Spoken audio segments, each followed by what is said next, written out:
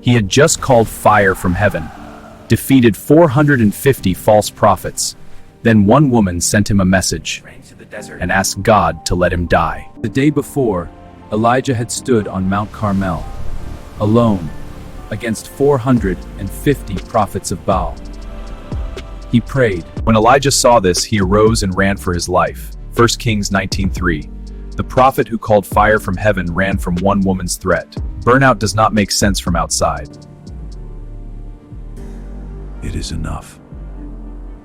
I am no better than my fathers. Then Ahab told Jezebel everything Elijah had done. And Jezebel sent Elijah a message. By this time tomorrow, I'll make your life like one of those planets. And then he lay down under the juniper tree and slept. 1 Kings 19:5. The prophet who called fire from heaven slept in the desert under a bush. And an angel touched him and said, "Get up and eat." Not "Why are you here?" Not "What is wrong with you?" Get up and eat. The first response was food. Elijah looked, and there at his head a cake baked on coals, a jar of water, in the middle of the desert. God did not send a sermon. God sent food. He ate, he drank, and the angel came a second time. Get up and eat, for the journey is too great for you. He arose and ate and drank, and went in the strength of that food 40 days and 40 nights, to Horeb, the mountain of God. The food that 2 angels brought him sustained him 40 days. He came to Horeb, the mountain of God. Moses is still here. Elijah hid in a cave and lodged there. And the word of the Lord came to him. What are you doing here, Elijah? Not you failed. Not you are a coward. A question, personal, direct. What are you doing here? I have been very zealous for the Lord God of hosts. The Israelites have rejected your covenant, thrown down your altars, killed your prophets. I alone am left, and they seek my life. God said, "Go out and stand on the mountain before the Lord, for the Lord is about to pass by. Not stay in the cave. Come out and stand. I am passing by."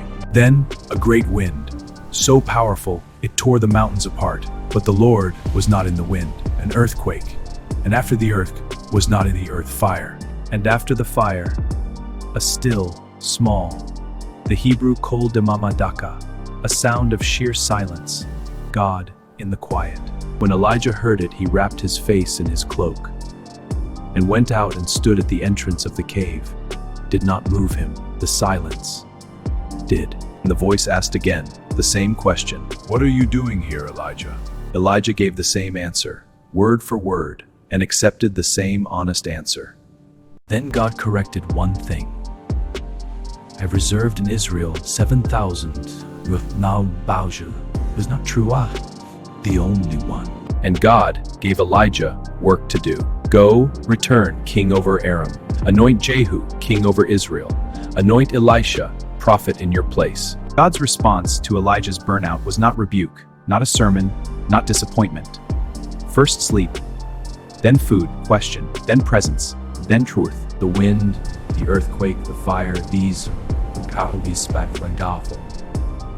But God was in the silence. He asked to die under a tree. God let him sleep, fed him, walked with him, spoke in the soil days. The prayer God mercifully refused. Subscribe to PowerBookAnimations. Episode 27 is coming. Stephen's stoning, the first martyr, and Saul was watching.